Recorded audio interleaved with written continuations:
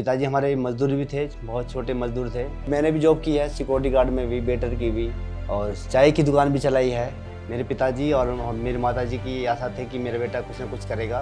कुछ भाई हैं बहुत सपोर्ट कर रहे हैं, जैसे विशाल चौहान जी हैं, उन भैया मुझे बहुत सपोर्ट कर रहे हैं। और मोहम्मद रिजवान जी हैं जो सऊदी अरब से हैं, उन्होंने मुझे बहुत सपोर्ट किया। आज उन्हीं की वजह से मैं यहाँ तक हूँ। एक अमेरिका से हैं और हिंदुस्तान के ही हैं, करमजीत मीना जी, उन्होंने मुझे बहुत सपोर्ट किया। थाईलैंड में मुझे भेजा, थाईलैंड भेजा मुझे।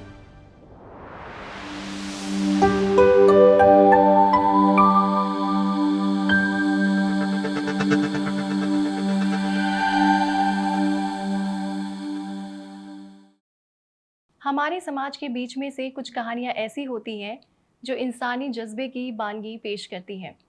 आज जो हमारे साथ खास मेहमान मौजूद हैं, उनकी कहानी भी कुछ ऐसी ही है। उत्तर प्रदेश के हापुड़ ज़िले के सपनावत गांव में एक किसान परिवार में उनका जन्म हुआ।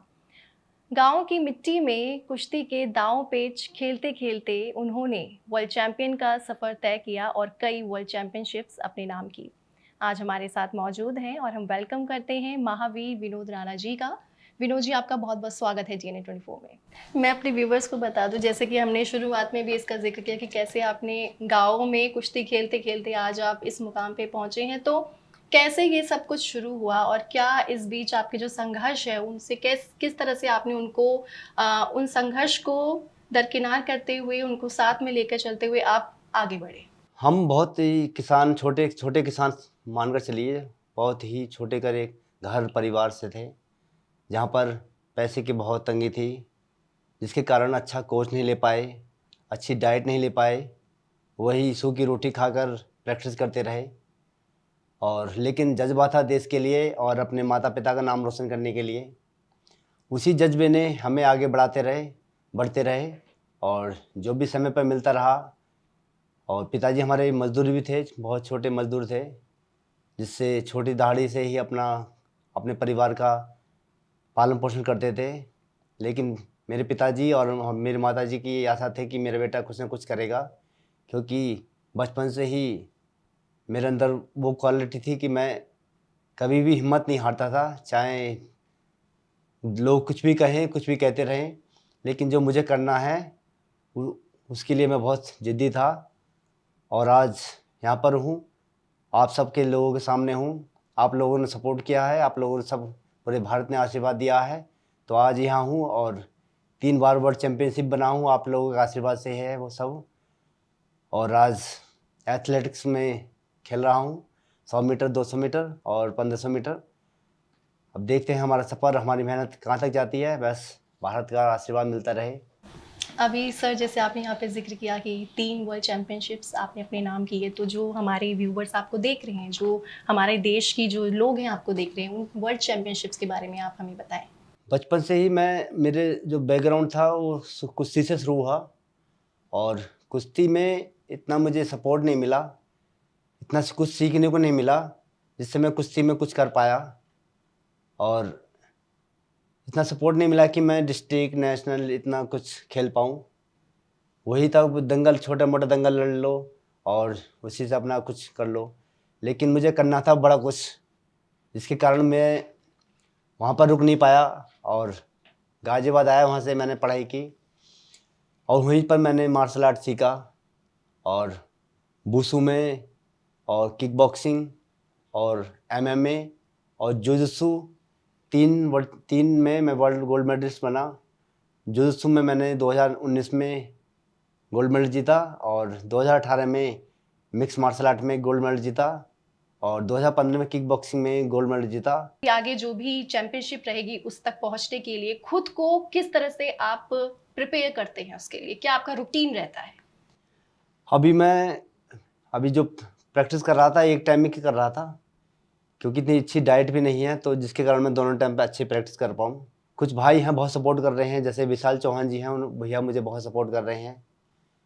और मोहम्मद रिजवान जी हैं जो सऊदी अरब से हैं, उन्होंने मुझे बहुत सपोर्ट किया, उनको तहे दिल से धन्यवाद। आज उन्हीं की वजह से मैं यहाँ तक हूँ, क्योंकि लोग सपोर्ट नहीं करेंगे तब तक आदमी बहुत बेकार है, लेकिन मेहनत करने वालों को कोई ना कोई सपोर्ट ज़रूर करता है। इसलिए सभी देशवासियों से अनुरोध है कि आप लोग हिम्मत ना हारें और कहीं ना कहीं कोशिश करते रहें कोशिश करने वालों की कभी हार नहीं होती, और बिना करे भी तो नैया पार नहीं होती। जी। कोशिश कीजिए, कोशिश ज़रूर पूरी होगी। जैसे अभी आपने ज़िक्र किया कि आपको जो विशाल चौहान हैं, जो मोहम्मद जी हैं, उन्होंने आपको सपोर्ट किया है। तो और ऐसे कौन-कौन से सपोर्टिव फैक्टर रहे आपकी ज़िंदगी में जिन्होंने आपको आगे आपको जाना है उसके लिए आपको प्रोत्साहित किया? एक अमेरिका से हैं और हिंदुस्तान के ही हैं, करमजीत मीना जी। उन्होंने मुझे बहुत सपोर्ट किया। थाईलैंड में मुझे भेजा, थाईलैंड भेजा मुझे, और दुबई भेजा मुझे, जहाँ पर मैं गोल्ड मेडल जीत के आया। और विशाल चौहान जी हैं, उन्होंने भी मुझे थाईलैंड भेजा। उनका भी इसमें बहुत सपोर्ट है, उन्हीं की वजह से भी मैं गोल्ड मेडल जीता। और उसके बाद मुझे मोहम्मद रिजवान जी मिले, उन्होंने मुझे मलेशिया भेजा, और यहाँ तक भी सफ़र में उनका ही बहुत सपोर्ट है। और बस ऐसे आदमियों का सपोर्ट के लिए धन्यवाद कहना चाहूँगा, और सब कुछ डेडिकेट उन्हीं को है। जी, अभी जैसे हम लोग मैं आपके बारे में पढ़ भी रही थी कि करीबन 9 स्पोर्ट्स में आप जो हैं उसके माहिर हैं। तो जी। मुझे उन 9 स्पोर्ट्स के बारे में हमारी जो ऑडियंस आपको देख रही है उसके बारे में मुझे बताएं। वो 9 स्पोर्ट्स आपको क्यों लगा कि हाँ यार, मुझे ये जो स्पोर्ट्स है उस पे जाना चाहिए? पहले मैंने 2015 में किक बॉक्सिंग में गोल्ड मेडल जीता, और फिर इसके बाद मैराथन भी खेला, और साथ में फिर मैंने मिक्स मार्शल आर्ट ज्वाइन किया, और उसमें मैंने गोल्ड मेडल जीता प्रोफेशनल एमएमए में, इंडोनेशिया को हराकर। और उसके बाद 2019 में जुजुत्सु में गोल्ड मेडल जीता थाईलैंड से। और उसके बाद मैंने नेशनल रिकॉर्ड बनाए बॉक्सिंग स्पीड में 360 एक मिनट में। और उसके बाद ओलंपिया वर्ल्ड रिकॉर्ड बनाया 1 मिनट में 430 पंच का, जो अब तक का सबसे बड़ा रिकॉर्ड है, अभी तक टूटा नहीं है 2022 के बाद। और उसके बाद ये मैंने 11,000 सपाटे लगाई 11 घंटे में, और मिनी पुशअप मारे 7 घंटे में 20,000। और बस यही है मेरे रिकॉर्ड। और ये अभी तक भी बदस्तूर जारी है। अब मैं स्प्रिंट दौड़ता हूँ, और बस यही लास्ट मेरा गेम है। ओके। तो अभी जैसे मैं जब आप हापुड़ से वापस यहाँ पे मतलब जब आप गाजियाबाद आए तो आपने अपनी मतलब लाइवलीहुड को चलाने के लिए, अपनी दिनचर्या को चलाने के लिए आपने नौकरी भी की। जी जी। फिर उससे किस तरह से आप हुए कि हाँ नौकरी में क्या आपका एक्सपीरियंस रहा, और फिर जब आप खेल में आए तो उस समय क्या आपके सामने चीज़ें आई? यहाँ पर शादियाँ होती हैं, यहाँ पर मैं वेटर का जॉब करता था, नाइट ड्यूटी करता था, जहाँ पर मुझे पर डे का 400-500 जैसे ही देते थे, 1,000 तक मिल जाते थे। उसी से अपना खर्चा पढ़ाई का, और कुछ माता पिता भी भेजते थे हर वीक 200-300 रुपये। उसी से अपनी डाइट प्रैक्टिस उसी से करता था, पढ़ाई भी करता था, प्रैक्टिस भी करता था। तो अभी मतलब अभी जैसे आप खेलों में भी आप पार्टिसिपेट कर रहे हैं, तो आप अभी आपका सोर्स ऑफ इनकम क्या रहता है? किस तरह से आप अपनी जो लाइवलीहुड है उसको आप करते हैं? और जैसा कि आपने खुद बताया कि आपको अपनी जो डाइट है उसको भी उसका भी ध्यान रखना पड़ता है, और फिर बहुत सारी आपका जो है ट्रैवल भी रहता है, उसके बारे में बताएं। अभी विशाल चौहान भैया जी हैं, वही कर रहे हैं, आने जाने का, खाने पीने का सब वही कर रहे हैं। बस उन्हीं से सब कुछ चल रहा है। अब मैं वापस चलती हूँ, आपके जो बचपन के जो फेज़ था उसके बारे में मुझे बताएं। शुरुआत मतलब कि आपका जो परिवार था, आपके परिवार में कौन-कौन है और किस तरह से आप आगे बढ़े उसके बारे में? मेरे परिवार में मुझसे 2 बड़े भाई हैं और 1 बड़ी बहन है, और मम्मी हैं, पापा हैं, और अब तो 1 बेटी है, 1 बेटा है, और वाइफ़ है। और दोनों बच्चे भी मेरी लड़की है 10 साल की, वो नेशनल क्वालीफाई कर चुके 2 बार, अच्छा। लेकिन कम उम्र के कारण खेल नहीं पाई। हुँ। बचपन से भाइयों का सपोर्ट कुछ रहा नहीं है, क्योंकि भाइयों ने सपोर्ट नहीं कहा, बस जीवन में बस माता पिता ने सपोर्ट किया। उन्होंने ही मजदूरी करके जैसे भी उनको लगा उन्होंने सपोर्ट किया। और मैंने भी जॉब की है, सिक्योरिटी गार्ड में भी, वेटर की भी, और चाय की दुकान भी चलाई है नोएडा, ग्रेटर नोएडा में, सूरजपुर में। अच्छा। और उसको छोड़ने के बाद 2015 तक मैंने चाय की दुकान चलाई। उसके बाद कुछ नहीं किया, बस ओनली स्पोर्ट किया, ओनली मेहनत। जो है आपकी मेहनत है। बस ये तो ईश्वर की कृपा है जी। जी जी। तो अभी तक आपने इतनी वर्ल्ड चैंपियनशिप में आपने पार्टिसिपेट किया है, कोई एक स्पेशल मोमेंट आपके लिए रहा हो, कोई खास, जब आपने किसी चाहे आपने रिकॉर्ड के लिए पार्टिसिपेट किया हो या फिर किसी चैंपियनशिप के लिए पार्टिसिपेट किया हो, कोई एक खास मोमेंट जो आपके दिल को छुआ हो, कुछ खास? वो थाईलैंड का वही था वर्ल्ड चैम्पियनशिप, जहाँ पर अच्छी ट्रेनिंग भी नहीं थी और घबरा रहे थे क्या होगा, लेकिन लड़ने से पहले बहुत डर लग रहा था कि थाईलैंड के खिलाड़ी बहुत होते हैं, किक में बहुत माहिर होते हैं, लेकिन अंदर से जज्बा था कि जो होगा देखा जाएगा, लेकिन हिम्मत नहीं हारनी चाहिए। और रिंग में उतरने के बाद फिर डर खत्म हो गया और भारत माता के लिए घूंसे बजाए, पंच बजाए और गोल्ड मेडल लेकर आए। भाई ये छोटा सा एक। आपको हमेशा से किस चीज़ ने इंस्पायर किया है कि आपको आगे बढ़ना है और अपने जो देश का नाम है वो रोशन करना है? नई नई स्टोरी पढ़ता रहता था और सबसे पहले तो मेरे इंस्पिरेशनल गुरु मेरे माता पिता ही हैं, क्योंकि वो बहुत मेहनत करते थे, इस लायक बनाया। और मैं मैथ का भी बहुत अच्छा टीचर रहा हूँ। अच्छा। तो उन्होंने जब सब कुछ दिया, सब कुछ कैसे भी दिया, सब कुछ मुझे मैनेज करा, पढ़ाई से लेकर खेल तक। और आज उनकी सब कुछ उनको डेडिकेट है, माता पिता को, उनके सिवा कुछ है नहीं। जी जी। अभी जैसे आपने अपनी बताया कि आप जो है मैथ्स के टीचर भी आप रहे हैं, जी। तो मैं थोड़ा सा आपकी जो एजुकेशनल क्वालिफिकेशन है क्या आपकी रही है उसके बारे में भी बताएं। मेरा MBA मैंने किया था, लेकिन मेरा एक सेमेस्टर छूट गया, तो वो कर नहीं पाया स्पोर्ट्स के कारण, क्योंकि उसमें पैसे, इस सेमेस्टर पूरा करूँगा तो पैसे भी चाहिए, और अब पैसा दूंगा तो उधर बैलेंस बिगड़ जाएगा। और मैथ के साथ साथ मैं कॉमर्स का भी रहा हूँ, M.Com किया मैंने, और M.Com के बाद फिर कुछ नहीं किया, नहीं ओनली स्पोर्ट, पढ़ाई छोड़कर बस ओनली स्पोर्ट। उसी में आपका इंटरेस्ट था, उसी में आपका जी जो जी। था रुझान था। और आज मैं फ्री कोचिंग भी देता हूँ बच्चों को। अच्छा। जो गरीब बच्चे हैं उनको फ्री कोचिंग भी दे रहा हूँ, जिससे वो अपना आगे बढ़ें और देश के लिए कुछ करें। बस ये थोड़ी सी मेरी एक इच्छा है जो सब। तो अभी जो आपने जिक्र किया कि आप फ्री कोचिंग भी देते हैं, तो फ्री कोचिंग आप कहाँ पे देते हैं? गांव में ही एक स्टेडियम है, उसी के अंदर देता हूँ। कुछ बच्चे हैं जो अच्छे टैलेंटेड हैं, जो आने वाले देश के लिए कुछ करेंगे। तो वो जो बच्चे आपके पास आते हैं, तो वो आपसे जो संपर्क करते हैं वो कैसे करते हैं, या वो फिर आप एज अ गुरु आप कैसे जो उन बच्चों को आप चुनते कि हाँ इसमें वो काबिलियत है, कुछ इस तरह का कुछ आपका है? जब कोरोना काल था तो मैं उस समय भी बच्चों को ट्रेनिंग दे रहा था।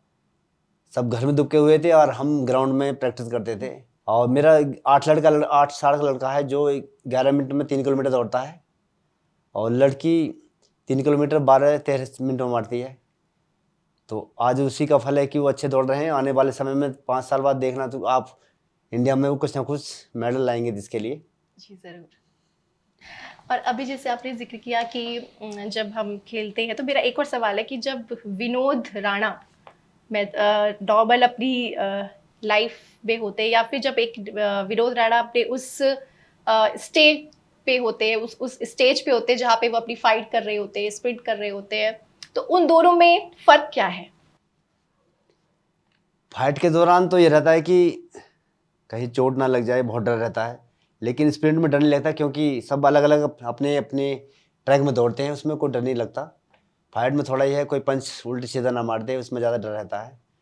इसमें इसमें एथलेटिक्स में कोई डर नहीं है, सब अपने अपनी लाइन में दौड़ते हैं, इसमें तो बहुत सुविधा है। जैसे जैसे आपने बात की फाइट की, बॉक्सिंग की, तो इस पे होता है ना कि किसी फाइटर का कोई सिग्नेचर मूव होता है या कोई अ, पसंदीदा एक मूव होता है, आपका कोई? मेरा तो बस स्ट्रेट पंच है, और वैसे ये है क्रॉस पंच है मेरा ज़्यादा। जी जी जी। और विनोद जी, जैसे हम आपने अपनी जर्नी के बारे में बताया कि किस तरह से आप गांव से निकल के गाजियाबाद आए, उसके बाद आपने किस तरह से मेहनत की, परिवार का सपोर्ट भी रहा, और ख़ास तौर पे आपके जो माता पिता हैं उन्होंने आपको सपोर्ट किया, और कई ऐसे लोग रहे आपकी इस जर्नी में जिन्होंने आपको सपोर्ट किया, तो आप आगे के अपने फ्यूचर प्लान्स को किस तरह से देखते हैं? क्या आपका अब लक्ष्य है? मेरा ये लक्ष्य है कि मैं वर्ल्ड चैम्पियनशिप में वर्ल्ड रिकॉर्ड बनाऊं भारत के लिए। वो पूरी कोशिश रहेगी, क्योंकि हिम्मत करने वालों की कहीं ना कहीं जीत जरूर होती है। हिम्मत हारना नहीं है, रिकॉर्ड जरूर बनेगा, और वही ईश्वर की कृपा होगी तो जरूर रिकॉर्ड बनेगा। प्रैक्टिस जारी है उसके लिए। और विनोद जी को अपार्ट फ्रॉम जो वो स्पोर्ट्स में है, उनकी क्या क्या हॉबीज है जो उनको करना पसंद है? गाने सुनना पसंद है, अच्छा।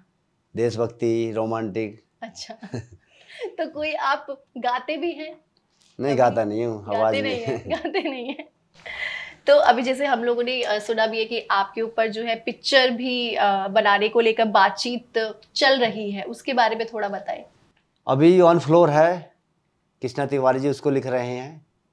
अभी उसका स्क्रीन प्ले हो रहा है, और उसके डायरेक्शन हैं राहुल सिंह जी हैं, जिन्होंने बहुत बॉलीवुड में काम किया है। और ऑन फ्लोर है, देखते हैं कहाँ तक पहुँचती है। अभी संघर्ष है, मेहनत है उसमें। जैसे जब आप अलग अलग स्टेट्स में जाते हैं या फिर आप आउट ऑफ इंडिया भी जब आप खेलने गए हैं, तो अगर मैं बोलूँ कि जब आप इंडिया भी किसी जगह जाते हैं, तो वहाँ पे जो लोग व्यूअर्स होते हैं जो मैच देखने आते हैं आप लोगों का, उनका रिएक्शन, और जब आप फॉरेन कंट्रीज में जाते हैं वहाँ के जो दर्शक होते हैं, क्या कोई अंतर होता है?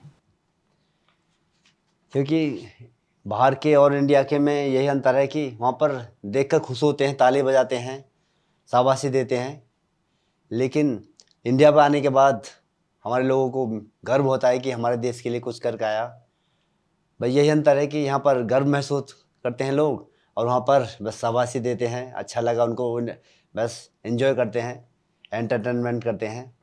बस यही अंतर है। और जैसे एक और चीज़ कहा जाती है, जैसे हमारे देश में जैसे कुछ ऐसे स्पोर्ट्स हैं जिनको बहुत ही लोग देखते हैं, वो करते हैं, लेकिन कुछ स्पोर्ट्स हैं जब भी जिनको अभी और बढ़ावा देने की ज़रूरत है कि हमारे जो देखने वाले व्यूवर्स हैं वो आए और ज़्यादा उस स्पोर्ट्स पे इंटरेस्ट ले, देखें, जिससे हमारे जो एथलीट हैं उनको भी प्रोत्साहन मिले। तो उस लिहाज से आप क्या मैसेज देना चाहेंगे हमारे जो देश की जो जनता है, जो युवा है, कि जो दूसरे स्पोर्ट्स भी हैं वो भी किस तरह से उस पे भी जो एथलीट है वो आ रहे हैं, और आप उनको प्रोत्साहित कीजिए, उनको मोटिवेट कीजिए ताकि वो और आगे जाए, उसके लिए आप क्या कहना चाहेंगे? उसके लिए सबसे पहले मैं ये कहना चाहूँगा कि सरकार इस समय बहुत ज़्यादा सपोर्ट कर रही है। कुछ ऐसे गेम हैं जहाँ पर खिलाड़ियों को पैसा कुछ नहीं मिलता है, और बहुत सारे ऐसे गेम हैं जहाँ पर खिलाड़ियों को बहुत पैसा मिलता है। और क्योंकि मेरा एशियन गेम में सिलेक्शन हो गया था, और सरकार से 1 करोड़ रुपये पास हुआ था ट्रेनिंग के लिए, सभी बच्चों के लिए। लेकिन ना तो एक दिन की ट्रेनिंग हुई, और जो एशियन गेम में बच्चे गए थे वहाँ पर कोई मेडल नहीं आया, सब हार के आ गए। तो मैं ये मैसेज देना चाहूँगा कि जितनी फेडरेशन है अपने खिलाड़ियों को सपोर्ट करें, क्योंकि सरकार सपोर्ट कर रही है। सरकार हर जगह किसी को नहीं देख सकती, इसलिए मैं आपसे विनती करता हूँ कि अपने खिलाड़ियों को सपोर्ट करें, क्योंकि एक खिलाड़ी बहुत मेहनत करता है। एक बहुत गरीब परिवार से होते हैं खिलाड़ी, क्योंकि अगर करोड़पति होंगे तो वो गेम में नहीं आएंगे, वो अपना बिजनेस करेंगे, कुछ भी करेंगे। लेकिन एक खिलाड़ी है जो अपने देश के लिए खेलता है और देश के लिए इतनी मेहनत करता है। आप सब सपोर्ट करें, और सपोर्ट करेंगे तो देश का नाम जरूर रोशन होगा। जी। तो विनोद जी, जब आप शुरू में आप आए स्पोर्ट्स में, तो कहीं आपने ट्रेनिंग भी ली किसी चीज़ की? मैंने कुछ दिन ट्रेनिंग ली थी वुशु की, लेकिन हालात ऐसे ही बिगड़ गए थे कि मैं ट्रेनिंग नहीं ले पाया। यूट्यूब के माध्यम से मैं सीखता रहा और करता रहा अपने देसी संसाधनों से, और मेरे अंदर बहुत जज्बा था। 10-10 12 घंटे मैं प्रैक्टिस करता था, और जिसके कारण मैं यहाँ तक हूँ। और तो एक तरीके से मतलब यूट्यूब पे आपकी अपनी मेहनत तो है ही, पर साथ ही साथ जैसे यूट्यूब से कुछ वीडियोस देख के आप जैसे बताया कि आप उतने कि ये था कि आर्थिक स्थिति के तौर पे आपने उसको लिया, देन यूट्यूब पे आपने वीडियोस देखी, उस चीज़ को आपने फॉलो किया। जी जी। ओके। जाते जाते आप आखिरी में क्या मैसेज देना चाहेंगे हमारे देश के युवाओं को? बस यही देना चाहूँगा कि नशे से दूर रहें, जितने भी गलत नेचर हैं और जितने भी बुराइयां हैं, गलत बुराइयां हैं, उनसे दूर रहें। और स्पोर्ट ऐसा माध्यम है, आप अपनी बुराइयों से दूर रहोगे, अच्छे कार्य करोगे, पॉजिटिव रहोगे और हेल्दी भी रहोगे और खुश रहोगे और अच्छा सोचोगे। क्योंकि एक स्पोर्ट्समैन हर वक्त यही सोचता है कि मैं कहीं हारूं ना। हारने की वजह से वो अच्छा खाना खाता है, अच्छे लोगों में बैठता है और अपने अभ्यास में रहता है। बस यही है कि आप सब बुराइयों से रहें, हेल्दी रहें, स्वस्थ रहें। जी विनोद जी, वैसे मेरी एक रिक्वेस्ट है कि आप एक छोटी सी लाइन देशभक्ति की कोई एक हमको सुना सकते हैं? हिम्मत मत हार, तेरा दौर भी आएगा, हिम्मत करता जा, तेरा दौर भी आएगा। जी, बहुत खूब, बहुत खूब। तो ये थे हमारे साथ महावीर विनोद राणा जी, जिन्होंने अपनी जर्नी शेयर की कि किस तरह से उन्होंने एक बचपन में जो संघर्ष देखा और साथ ही साथ उनके माँ पिता का सपोर्ट रहा, और कई ऐसे उनके सफ़र में लोग रहे जिन्होंने विनोद जी का हमेशा साथ दिया, और आगे भी उनके कई जो बड़े हैं सपने हैं जिनको वो पूरा करना चाहते हैं और साथ ही साथ देश का नाम रोशन करना चाहते हैं। विनोद जी, आपका बहुत बहुत शुक्रिया हमें अपना वक्त देने के लिए और हमारे स्टूडियो आने के लिए। धन्यवाद। जो है आपके आसपास, आपके शहर का खास, वो दिखाएगा आपको DNN 24, आपका अपना डिजिटल न्यूज नेटवर्क। तो फिर कीजिए लाइक, सब्सक्राइब और फॉलो।